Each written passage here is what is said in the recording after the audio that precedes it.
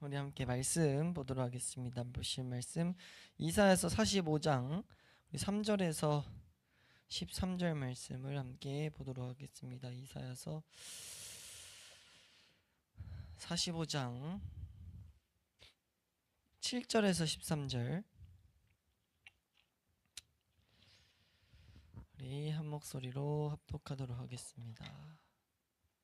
함께 읽습니다. 시작. 나는 빛도 짓고 어둠도 창조하며 나는 평안도 짓고 환란도 창조하나니 나는 여호와라. 이 모든 일들을 행하는 자니라 하였노라. 하늘이여 위로부터 공의를 뿌리며 구름이여 의를 부을지어다. 땅이여 열려서 구원을 싹트게 하고 공의도 함께 움돋게 할지어다. 나 여호와가 이 일을 창조하였느니라. 질그릇 조각 중 한 조각 같은 자가 자기를 지으신 이와 더불어 다툴진대 화 있을진저 진흙이 토기장이에게 너는 무엇을 만드느냐 또는 내가 만든 것이 그는 손이 없다 말할 수 있겠느냐. 아버지에게는 무엇을 낳았소 하고 묻고 어머니에게는 무엇을 낳으려고 해산의 수고를 하였소 하고 묻는 자는 화 있을진저 이스라엘의 거룩하시니 곧 이스라엘을 지으신 여호와께서 이같이 이르시되 너희가 장래일을 내게 물으며 또 내 아들들과 내 손으로 한 일에 관하여 내게 명령하려느냐. 내가 땅을 만들고 그 위에 사람을 창조하였으며 내가 내 손으로 하늘을 펴고 하늘의 모든 군대에게 명령하였노라. 내가 공의로 그를 일으킨지라. 그의 모든 길을 곧게 하리니 그가 나의 성읍을 건축할 것이며 사로잡힌 내 백성을 값이나 갚음이 없이 놓으리라. 만군의 여호와의 말이니라 하셨느니라. 아멘. 네, 우리 오늘은 1권 18장 1절에서 4절을 보게 됩니다.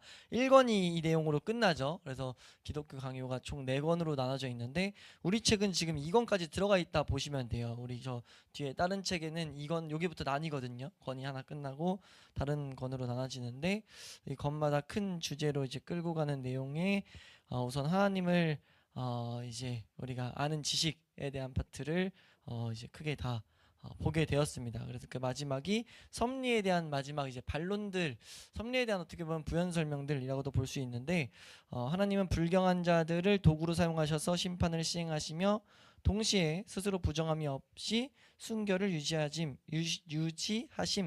이라는 제목을 이렇게 딱 18장에 붙여놨어요. 이것은 여기서 제목에서도 나타나지만 이 섭리라는 그 가르침, 복된 이 은혜를 우리가 바라볼 때 섭리라는 것이 이렇게 말씀드렸습니다. 만물을 통치하시고 주관하시는 하나님 손길이라고 했을 때 계속 따라오는 의문이 뭐라고 했냐면 악인들은 도대체 뭐냐에 대한 이해가 우리 이 죄성으로는 도저히 납득이 안 된다는 것을 한 번씩 말씀드렸거든요. 그 부분이 이제 여기서도 마무리로 이제 다뤄지는데 앞에서 다뤘었고 그 내용을 토대로 좀 더 다뤄지는데 여기서 이제 핵심적인 한 가지는 하나님이 그 일을 악인들의 일을 주관하신다고 악한 의도나 악이 들어있는 건 절대 아니라는 것을 우리는 확실히 해야 된다는 거죠. 근데 이 죄인의 시선으로는 계속 뭐라고 하냐면 아니 악을 허용하셨고 악도 주관하시면 하나님도 악한 게 있는 게 아니냐 이런 식으로 말하는데 이건 하나님을 몰라도 한참 이제 모르고 이제 대단히 사탄적인 생각인 것을 우리는 제대로 이해해야 됩니다. 이걸 선을 안 그어놓으면은 잘못된 사색이 우리로 하여금 하나님을 알아가는 데 있어서 방해를 가져다 준다는 거죠. 하나님을 향한 열심을 빼앗아 간다는 것을 우리는 알아야 돼요. 그래서 우리 우선 한번 좀 읽어보시면 세 번째 줄 육신적인 생각으로는부터 네 줄만 한번 읽어보겠습니다. 육신적인 생각으로는 시작. 육신적인 생각으로는 하나님께서 사탄과 악인들을 통하여 역사하시면서도 그들의 불법에 오염되지 않으시며 그들과 더불어 일상적인 활동을 하시면서도 그가 죄책을 지지 않으시며 따라서 그가 자신이 쓰시는 그 사탄과 악인들을 올바르게 정죄하실 수 있다는 것을 도저히 납득할 수가 없기 때문이다. 네, 이거는 육신적인 생각으로는 설득이 안 되는 부분입니다. 대화가 이거는 이해시킬 수 있는 영역이 아니라는 거죠. 이건 믿음의 영역이에요. 우리가 어느 정도 알고 이건 분명히 믿음의 영역이 다 있다는 것을 우리는 봐야 됩니다. 그럼에도 불구하고 이 칼빈은 행하심과 허용하심을 이제 구별하면서 조금이라도 이해시키려고 하는 파트가 이 18장이라는 것을 우리가 알게 돼요. 그래서 보아야 됩니다. 그런 시선으로. 그래서 칼빈은 이렇게 이어서 말하죠. 사탄과 모든 불경스러운 자들이 하나님 권능 안에 있고 하나님께서 그들의 악의도 주도하셔서 하나님이 무엇이든지 선악의 목적을 이루신다는 것을 납득할 수 없는 문제다. 믿지 아니한 자들에게는 이 파트를 말하고 있어요. 그래서 우리가 이 파트에서 잘 알아야 될 건 항상 구분을 잘해야 된다는 것을 생각해야 됩니다. 그러니까 무엇을 구분해야 되는가, 무엇을 믿어야 되고 무엇을 알아야 되는가. 우리 앞에서 한번 다뤘었죠. 알아야 될 영역이 있고 믿어야 될 영역이 있어요.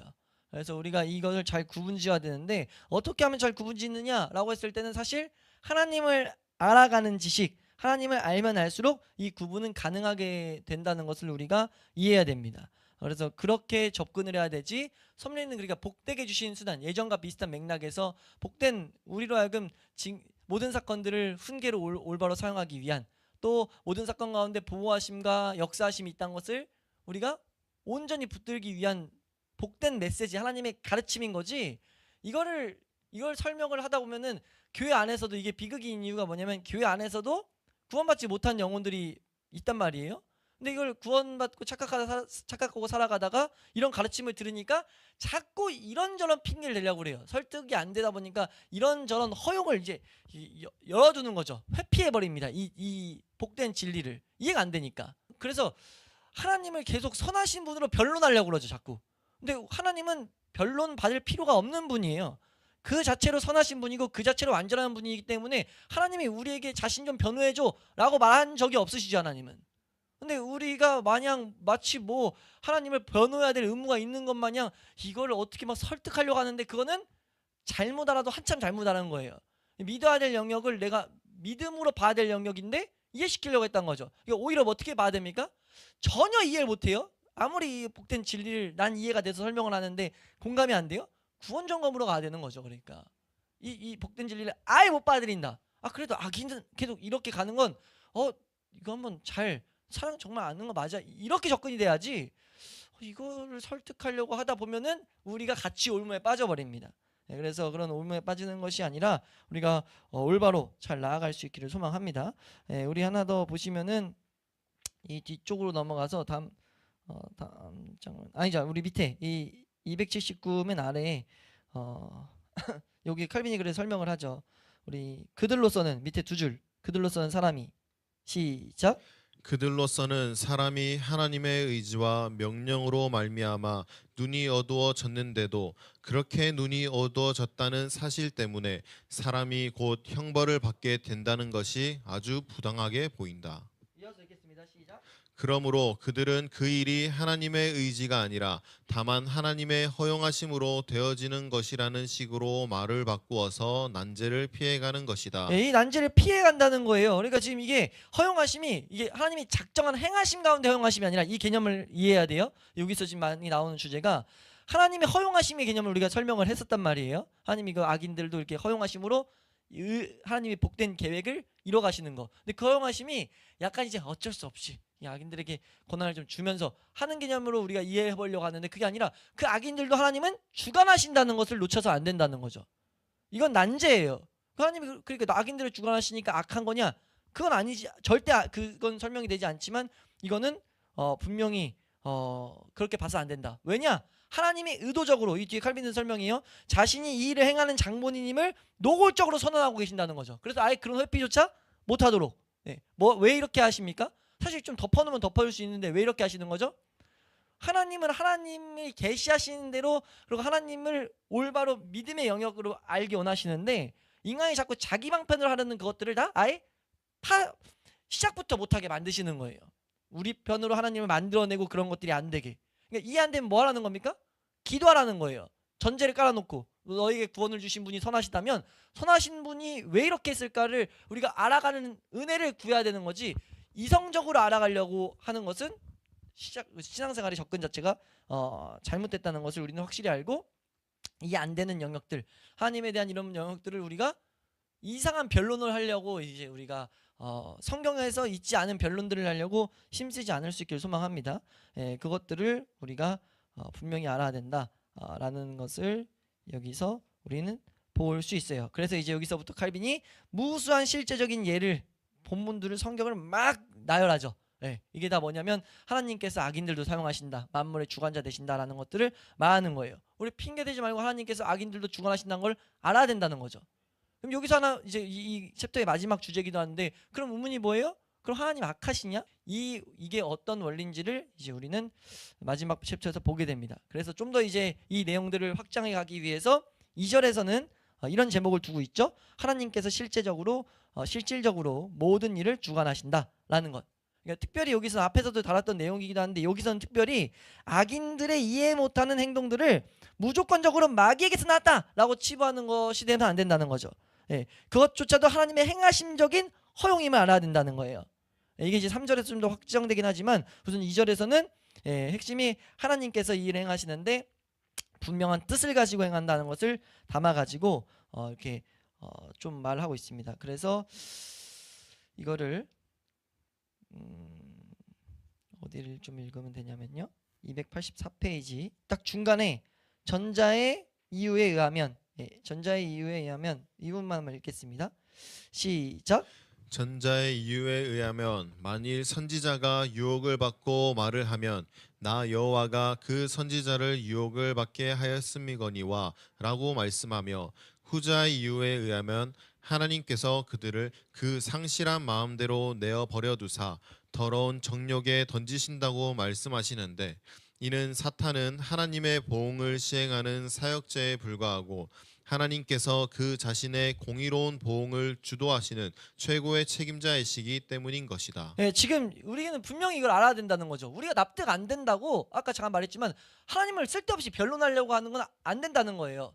칼빈이 여기서 주된 관심사가 뭐냐면 하나님을 성경에 계시하는 대로 지금 얘기하는 게 칼빈은 지금 목표입니다.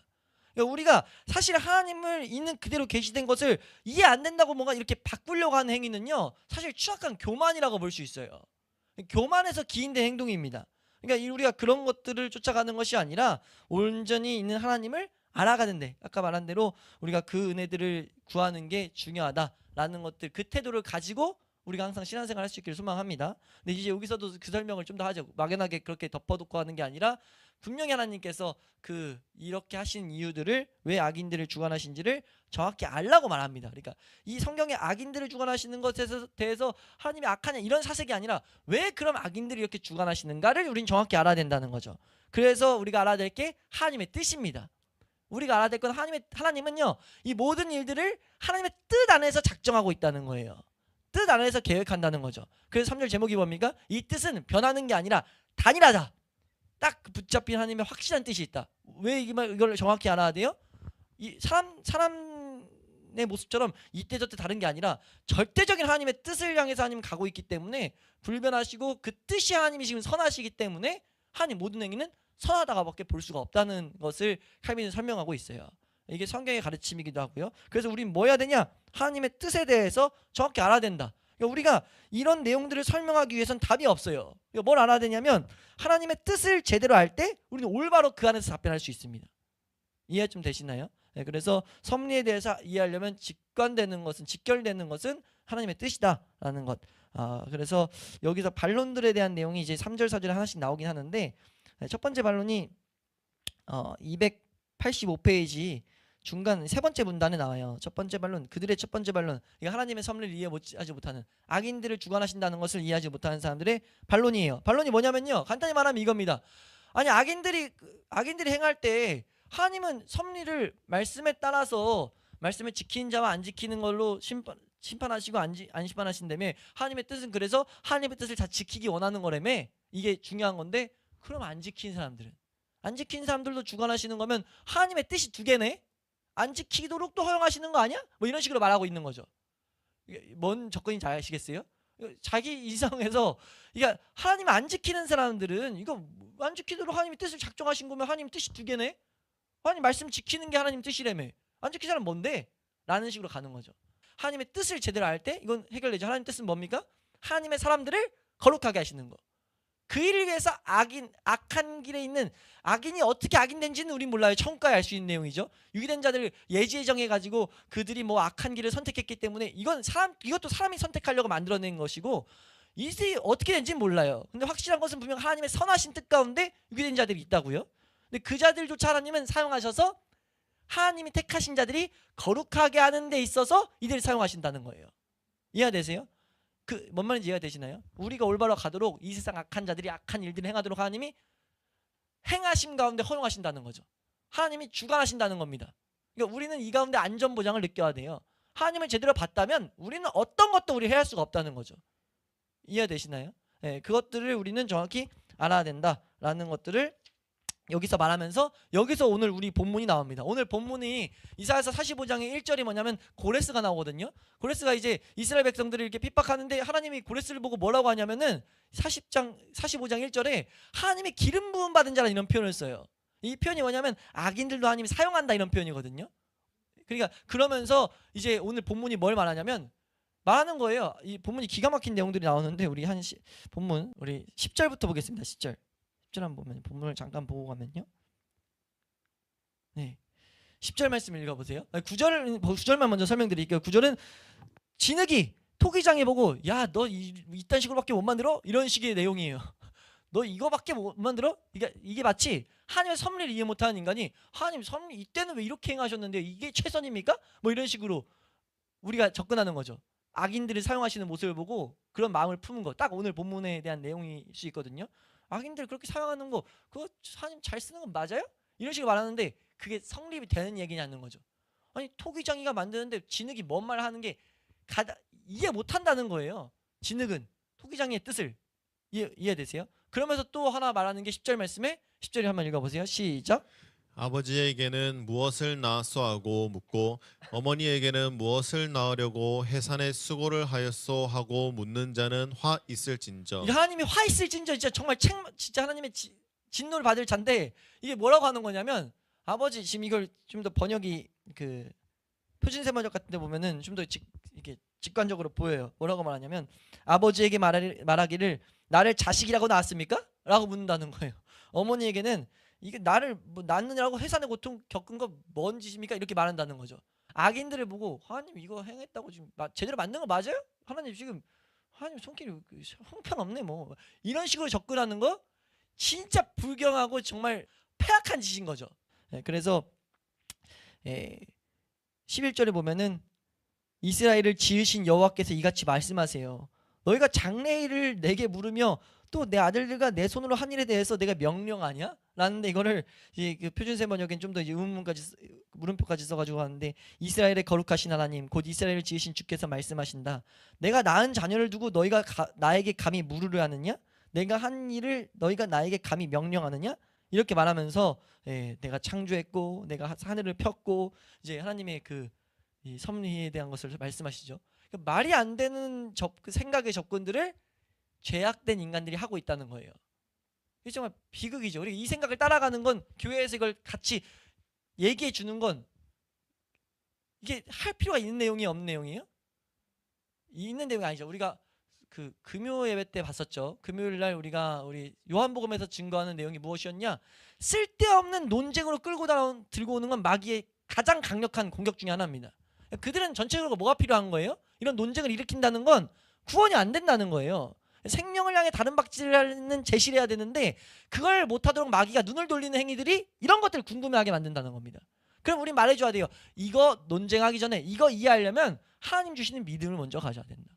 믿음의 눈으로 봐야 되는 거지. 우리가 이거 가지고 이럴 땐 하나님이 이런 뜻이 있었을 거야 막 아름답게 뭔가 포장해 주려고 아까 말했던 대로 변호하려고 막 한순간 우리가 올무에 빠져서 같이 악인의 눈으로 뭔가 이렇게 하나님을 우리도 모르게 막 이런 하나님과 논쟁을 하는 자리까지 가버릴 수 있죠. 우리가 만약 의인된 하나님의 사람들이 이런 얘기하다가 답답해졌어요. 너무 도대체 어떻게 설명해야 되지?가 왔어요. 악인이 설득이 안 되니까. 그래서 하나님 앞에 물어요. 하나님 그 뜻은 뭐예요? 막 물어가는 이것이 하나님을 알기 위해서 물었다면 정말 복된 거지만 하나님을 알아보니까 마치 시편 8편처럼 사람이 무엇인가인데 나를 지으시며 이건 사실 복된 고백이잖아요. 은혜 가운데 하나님이 하신 일을 찬양하는 거잖아요. 근데 그게 아니라 악인들에게 뭔가 설명해주고자 하나님 도대체 뭐예요? 이런 불평 섞인 게 나오는 순간 이 11절 고백이 되는 거예요.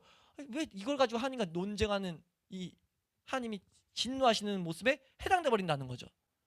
그러니까 우리가 이런 올무가 우리 주변에 놓여 있다는 것을 잘 알아야 됩니다. 그러니까 우리가 이 섭리를 이해할 때는 이런 악한 모습에 빠지지 않고 올바로 가는 것이 우리에게 필요하다라는 것을 이제 이 3절에서 우리에게 설명하고 있어요. 그러니까 이거에 대해서 이것도 하나만 좀 읽고 넘어가면요. 저 286페이지 세 번째 문단 바울은 여기도 좀 복된 정리이기 때문에 한번 읽어보겠습니다. 함께 읽습니다. 시작. 바울은 이방인들을 부르신 이를 가리켜 감추어졌던 비밀이라고 말씀하고 곧 이어서 거기서 각종 지혜가 드러난다고 덧붙이고 있다. 그렇다면 하나님의 지혜가 이렇게 여러 가지로 나타난다고 해서 우리에게 깨달음이 부족하다는 것을 탓하며 마치 하나님께 무슨 변이가 있는 것처럼 마치 그가 계획을 바꾸시거나 아니면 스스로 모순을 일으키시거나 하는 것처럼 상상해야 하겠는가? 오히려 우리가 하나님께서 행하기를 금하신 일이 일어나도록 뜻하신다는 것을 이해하지 못할 때에는 우리의 정신적인 역량이 부족한 것을 깨닫고 또한 동시에 하나님께서 가까이 못할 빛이 거하신다는 말씀이 이유가 없는 것이 아니라는 것을 곧 그 빛이 어둠으로 가득 둘러싸여 있다는 것을 생각해야 할 것이다. 네, 진짜 너무 복된 설명이죠. 방금 설명드렸던 내용을 헬비는 정말 이렇게 학문적으로 정리를 해놓은 건데, 그러니까 참 진짜 이런 생각까지 실제 이런 고민들이 있었다는 것을 우리에게 말해요. 그러니까 우리가 어둠에 둘러싸이지 않게 정확하게 우리는 빛으로만 걸어야 되는 것을 잘 이 태도를 놓치지 않을 수 있기를 소망합니다. 그러니까 우리는 정확히 해야 될 게 뭐다?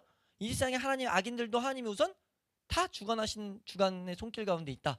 이것이 3절의 마지막이에요. 우리 오른쪽 가서 그러나 하나님 밑에서 네 번째 줄입니다. 마지막 4절 바로 위에 네 번째 줄. 그러나 하나님은 어쩔 수 없이 시작. 그러나 하나님은 어쩔 수 없이 억지로 허락하시는 것이 아니라 기꺼이 자의로 허락하시는 것이다. 또한 하나님께서 전능자로서 악에서 선을 이루실 수 없다면 선하신 하나님께서는 결코 악이 행해지도록 허락하지 않으실 것이다. 하나님이 무조건 하나님은 선하신데 선하신 하나님께서 이 모든 악인들로 주관하신다는 것을 우리 믿는 자들은 정확하게 알아야 된다라는 것. 그러면서 이제 4절도 간단히 넘어가면요. 4절은 첫째 문단이 좀 말이 그래도 쉽고 중요한 내용이어서 한번 읽고 가면요. 첫째 문단입니다. 시작. 이렇게 해서 다음과 같은 다른 반론도 해결되고 스스로 사라지고 만다. 곧 하나님이 불건건한 자들의 일을 사용하실 뿐 아니라 그들의 계획들과 의도들까지도 주도하신다면 하나님이야말로 모든 악의 주범이시며 따라서 사람들로서는 그저 하나님의 뜻에 따르는 것뿐이니 하나님께서 작정하신 바를 수행하는 것 때문에 정죄를 받는 것이 억울하다는 것이 그것이다. 이런 말도 안 되는 이게 이제 두 번째 이제 반론, 모르는 하나님의 섭리를 이해하지 못한 사람들이 이렇게 말하는 거죠. 억울해요. 하나님 뜻대로 하나님의 계획 가운데 있었다면, 근데 그게 아니라 하나님 계획은 하나예요. 정확한 계획. 하나님의 사람들을 올바로 걷게 하시는 것. 그들의 논쟁 자체는 말도 안 되는 거죠. 그러면서 이걸 어떻게 하면 이해할 수 있냐 했을 때 이거는 하나님의 뜻을 계명과 잘못 혼동하기 때문이라고 말해요. 계명은 지켜야 될 하나님의 정확한 이제 뜻을 잃어가지는 하나님의 방편이라면 뜻은 이제 먼저 알아야 될 건 하나님의 사람들을 올바로 인도하시는 것. 구원받을 자를 구원으로 인도하시고 구원받은 자들을 하나님과 같이 흠이 없고 거룩하게 만드시는 것. 이것인데 이 뜻을 혼용하는 거죠. 이건 변하지 않아요. 이 계명은 믿음의 사람들에게 주신 건데 뜻은 모든 사람에게 해당되는 거죠. 그러니까 섭리는 뜻이라고 보면 됩니다. 넘어가겠습니다. 맨 뒤로 넘어가 마지막으로 가셔서 중요한 내용인데요. 우리 먼저 이 세 번째 문단 유다가 배반한 일 경우 한번 읽겠습니다. 시작. 유다가 배반한 일의 경우에도 하나님께서 성자를 죽음에 내어 주기를 뜻하셨는데 그 범죄의 책임을 하나님께 돌린다는 것은 구속 사역의 공로를 유다에게 돌리는 것만큼이나 잘못된 것이다. 이게 무슨 말인지 모르시겠지만 위에서 했던 말에 대한 어떻게 하나의 예입니다. 그러니까 하나님이 잘못된 것도 하나님의 뜻 안에 있었네. 그 하나님의 뜻 계획 가운데 있었네. 라는 건 하나님의 뜻이라고 말했던 거랑 계명이랑 오해한 거예요. 그러니까 그것들을 오해했는데 그러면서 어거스틴이 이걸 잘 설명하는데 하나님께서 친히 살피실 때 이 부분 한번 읽겠습니다. 시작. 그러므로 아우구스티누스는 다른 곳에서 올바로 지적하기를 하나님께서 친히 살피실 때에는 사람들이 어떤 일을 할 수 있었는가 혹은 그들이 실제로 어떤 일을 했는가 하는 것을 보시는 것이 아니라 그들이 행하고자 하는 뜻이 무엇이었는가를 보시며 그리하여 목적과 뜻을 염두에 두신다고 하였다. 네, 이게 지금 무슨 말이냐면 진짜 말이 어렵죠. 정말 복된 게 정말 텍스트가 어려운데 간단히 말하면 이겁니다. 하나님이 보는 건요. 네가 뭐 했어 안 했어가 아니에요. 근데 우리는 자꾸 이 악인이 뭘 했어 안 했어잖아요. 그러니까 악인이 뭐 한 거 안 한 거에 따라서 이거 하나님 주관하시면 하나님 이거 악한 거 이런 행동에 주관돼 있는데 하나님의 시선은 거기 안 있다는 거예요. 하나님의 뜻은 뭐였냐? 네 사람들이 행하는 동기에 있다는 거죠. 너희들이 어떤 뜻을 품고 어떤 동기를 품고 있느냐 그걸 따라서 선한 길로 계속 인도하시고 악인은 악한 사람을 그냥 방치하시는 앞에 얘들의 그런 말씀이 나와요. 악한 대로 이게 악한 길에 있는 걸 냅두시는 거죠. 방치하심으로써 하나님의 의를 나타내시는 거. 악인들이 심판하는 하나의 일종이에요. 그리고 그런 모습을 통해서 하나님의 그 올바른 뜻을 가진 자들을 세우는 도구로만 계속 쓰신다는 거죠. 결국은 뭐냐면 우리가 붙잡아야 될 게 하나님은 사람을 딱 볼 때 하나님의 뜻에 들어와 있는가, 구원 계획에 들어와 있는가, 하나님의 작정에 선하신 그 뜻에 들어가 있는가 아닌가로 나눈다는 거예요. 그래서 그 뜻을 이루시기 위해서 하나님이 모든 이 우주 만물이 교회를 위해서 있게 한다는 거죠. 각 성도를 위해서. 그러니까 여기서 우리가 지금 관심을 가져야 될 게 뭐냐면 우리가 지금 하나님의 선하신 이 뜻 안에 들어와 있는지가 교회의 관심이 돼야 돼요. 그러니까 아까도 잠깐 말했던 이 사람들과 논쟁이 아니라 이거 이해 못하네? 이건 하나님의 은혜로 주신 건데 자꾸 사색으로 잘못된 사색으로 가려고 하네? 하나님 뜻 안에 있지 않는다. 우리가 봐야 될 건 그거지 그 밖에 있는 대화로 끌고 가려고 하는 게 이 뜻을 안 보고 있으면 그런 일이 발생된다는 거죠. 다른 말로 해서 우리는 이 안에서 이 섭리를 마치면서 칼빈은 우리에게 뭘 요구하는 거냐면 목적과 뜻을 염두하신 하나님을 우리 인식해야 된다는 겁니다. 그러니까 하나님 작정 안에 있다면 그 사람은 하나님의 구원의 영광에 참여하게 돼서 어떻게 됩니까? 하나님이 이 모든 것들을 통해서 우리 위하시는 대상이 된다는 거예요. 마치 오늘 본문 오전의 본문처럼 하나님이 만물을 예수 그리스도 안에 두시고 그 예수 그리스도를 교회의 머리 세우셔가지고 모든 은혜를 공급하게 하신 그 은혜처럼 우린 그 은혜를 누리고 나아가면 된다라는 하나의 복된 길을 제시하고 있다는 거죠. 그걸로 이 진리를 제시함으로 이 논쟁을 그냥 마무리해버립니다. 그러니까 이건 하나님 중심이 사람의 동기를 보시는 거지 행동 가지고 설명 안 한다 라고 말하면 어쩔 수 있죠? 악인들의 입장에서 야, 너무 그건 하나님 너무 너무한 거 아니야? 이런 말 할 수 있죠. 뭔 말인지 이해되세요? 하나님이 지금 악인의 행동들을 안 따지고 동기를 따져서 구원받은 자와 아닌 자들 이렇게 해서 간다고? 너무한 거 아니야? 이런 생각이 악인 입장에서 나올 수 있잖아요. 우리는 물론 이 은혜를 봤을 때 올바른 우리 크리스찬들에게는 올바른 은혜의 길 향해 나아간 자들에겐 찬양이 나올 수밖에 없는 이걸 제대로 묵상할수록 찬양이 나올 수밖에 없는 오전에 본 말씀과 이어진다고 볼 수 있어요. 우리가 올바로 그 은혜 크신 능력을 묵상하면 어떻게 나에게 이런 은혜를? 이라고밖에 할 수 없다는 거죠. 죄인인 나에게 어떻게 이런 은혜가 만물이 날 계속 위하는 은혜가 있는 거야? 라고밖에 고백할 수 없어요. 그게 섭리를 가르치는 하나님의 뜻이긴 합니다. 섭리를 가르치신 제시하신 하나님의 목적이에요. 이 성경은 하나님을 향해 나아간 자들에게 하나님을 더욱더 찬양하고 안전보장의 은혜를 누리도록 주신 게 하나의 성경의 목적이거든요. 섭리는 그 목적을 지금 우리에게 이루는 하나의 복된 메시지입니다. 근데 이걸 가지고 악인들이 이렇게 왈가왈부하니까 이게 이해가 안 되는 거죠. 근데 최소한의 답변들을 칼빈이 했던 거예요. 그러면서 이렇게 마지막에 다시 한 말씀드린 걸 돌아가면 아니 그럼 악인 입장에서 억울할 수 있잖아요. 맞죠? 뭔 말인지 이해되세요? 이렇게 뜻이라고 하면 이해가 안 돼, 납득이 안 된다는 거죠. 그걸 마지막 문단에 그냥 말하면서 지나갑니다. 마지막 문단 한번 다 읽어보시면 자세히 한번 읽어보세요. 생각하면서 시작. 이것이 가혹한 것 같다고 여기는 자들이 있다면 성경이 분명하게 증거하는 것을 자기들의 정신적인 역량으로 이해하지 못한다 하여 공적으로 제시된 것들을 책잡는 그들의 까다로운 자세가 얼마나 역겨운가를 잠시 동안이라도 생각해봐야 할 것이다. 사람들이 아는 것이 유익하다고 판단하지 않으셨다면 하나님께서는 절대로 그의 선지자들과 사도들을 명하여 가르치게 하지 않으셨을 것이다. 우리로서는 겸손하게 배우고자 하는 자세로 모든 것을 받아들이고 성경에서 무엇을 가르치든 최소한 그것들을 책잡지 않는 것만큼 지혜로운 처사는 없는 것이다. 지나치게 오만하게 조롱하며 떠드는 자들에 대해서는 그들이 하나님을 대적하여 떠들고 있는 것이 너무나도 분명하지만 길게 반박할 가치조차 없는 것이다. 칼빈 태도입니다. 칼빈의 결론이에요. 얘기가 너무 많아지니까 뭐라고 해요? 이거 길게 반박할 가치조차 없는 거야. 우린 알아야 된다. 이게 왜 적혀있는지 알아야 된다. 그들은 길길이 날뛰는 공격하는, 예정이든 섭리든 공격하는 내용이지만 이거는 순례자들을 위한 하나님의 선물이다라고 말하는 거예요. 뭐라고 말씀하십니까? 하나님의 뜻에 너희가 동참하고 있다면, 그러니까 우리가 하나님의 뜻에 동참한다는 걸 뭘로 볼 수 있어요? 내가 이 세상을 살아가는데 하나님의 나라를 구하고 있는가? 이 세상의 본향이 아니라 하나님의 나라에 동참하는 그 은혜를 누리기 위해서, 그것 때문에 이 세상과의 죄와 싸움이 있고 이 세상의 유혹을 자꾸 내려놓으려고 하고 하나님의 것들만을 더욱더 얻기 위해서, 세상에서 누가 알아주냐고요? 말씀 연구한다고. 세상 누가 그걸 그 공로를 인정해 주냐고요?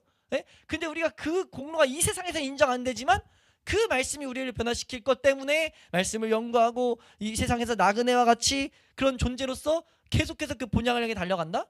그 사람들에게 말씀하는 거예요. 온 우주 만물을 주관한 하나님이 온 우주 만물을 통해서 너의 앞길을 책임져 준다. 너의 앞길은 안전보장, 너의 앞길에 거룩하고 힘없는 거 내가 책임질 거야. 지극히 크신 능력이 그 안에서 이루어지는 것을 우리는 확증하면서 내 안에 어떤 연약이 나를 둘러싸도 내가 이 섭리하신 하나님을 신뢰하면서 찬양하며 나아가야 된다는 거죠. 나아가게 되는 은혜가 이 가운데 심어져 있다는 겁니다. 근데 마귀는 이 은혜를 못 누리게 하려고 뭐 하게 돼요? 이런 말씀들을 가지고 논쟁거리를 쫙 깔아놨어요. 우리 바탕에 철학적인 거, 과학적인 거, 세상적인 뭐 학문, 인문학 같은데 다 깔아놔가지고 이 말씀을 대하면 먼저 우리가 뭐 떠오르게 해요? 우리의 이런 은혜적인 것들이 떠오르는 게 아니라 이걸 뭐라고 답변해 줄까? 그들에게도 그래도 복음이 꼭 포장을 해놔요. 그들에게도 하나님의 선하심을 좀 설명해 줘야 되는데, 시작할 때 그래도 말했죠. 누가 하나님이 우리 보고 변호하라고 했냐고요. 하나님에 대해서 하나님의 선하심을 제발 좀 지켜줘 라고 말했냐고요. 하나님은 오히려 이렇게 말했죠. 너희들이 하나님을 망령되게 일컫지 마. 제3계명 말씀하시잖아요. 망령되게 일컫는 게 일종이 이거에 해당될 수가 있어요. 우리가 이걸 동참해가지고 하나님 이걸 어떻게 설명해 주지? 하다 보면 우리도 모르게 하나님을 망령되게 우리가 설명해 버릴 수밖에 없다고요. 왜요? 우리는 은혜 받은 자들은 공감하는 게 하나 뭡니까? 인간의 눈으로 하나님 볼 수 없다는 걸 공감하거든요. 그러면 그걸 납득했는데 왜 이것들이 될 수 있는 것 마냥 설명하냐는 거죠. 하나님을 어떻게 우리의 지식으로 설명하냐는 거예요. 근데 우리가 하나 알게 된 게 뭡니까? 납득해서 알게 된 게 아니라 하나님의 그 이뤄놓으신 지극히 크신 능력이 성취되는 십자가의 사건을 가졌을 때 그 안에 분명히 비치는 게 뭐예요? 하나님은 진짜 선하시다. 하나님은 진짜 빛이시다는 걸 알 수밖에 없게 되거든요. 아는 믿음을 주셨는데 왜 그걸 우리가 마치 갈라디아서 말하는 것처럼 왜 같이 퇴보해가지고 거기서 뒹굴려고 하냐는 거죠. 이건 마귀 작품이라는 거예요. 우리가 이 깔아놓은 마귀 작품에 휩쓸리는 것이 아니라 우리가 이 말씀을 통해서 하나님의 아는 지식을 올바로 싹 틔울 수 있는 이 섭리를 복되게 사용할 수 있기를 축원합니다. 복되게 사용하는 것을 막는 여러 가지 수많은 깔려있는 잘못된 지식, 우리가 이제 이 기독교 강요 1권을 마치면서 그 지식들이 있다는 걸 보면서 이 지식들에 반응하는 것이 아니라 우리는 이 은혜를 찬양하면서 내가 어찌 나도 그거에 사실 동참했어야 되는데 그것들이 그들의 말이 그럴싸하고 달콤해 보이지만 마음으로 납득 안 되는 이런 복이 있는가? 오히려 이제 그것이 그럴싸해 보이는 게 아니라 이게 너무 명백한 빛으로 나에게 어떻게 보이는가? 이것들을 찬양하면서 걷는 게 우리 그리스도인들이 대해야 될 태도다. 성경을 올바로 대하고 하나님의 섭리를 올바로 대하는 태도다라는 것을 우리가 온전히 알아서 그렇게 걸어감으로 오히려 우리가 그렇게 복되게 그리스도인들이 걸어갈 때 그렇지 않은 자들이 이렇게 생각하는 게 아니구나. 그래서 내가 복음이 필요하구나. 그래서 내가 나에게 예수 그리스도의 십자가가 필요하구나. 하나님의 은혜가 필요하구나. 만을 보게 한다는 거예요. 우리 교회가 그렇게 나아갈 수 있기를 주의 이름으로 축원합니다. 아멘. 우리가 성경을 알면 알수록 하나님을 찬양하지 않을 수가 없다는 거죠. 우리 이것으로 1권을 마칩니다. 질문 있으시면 질문 좀 간단히 다루고 마치도록 하겠습니다. 많은데 열심히 잘 달렸죠?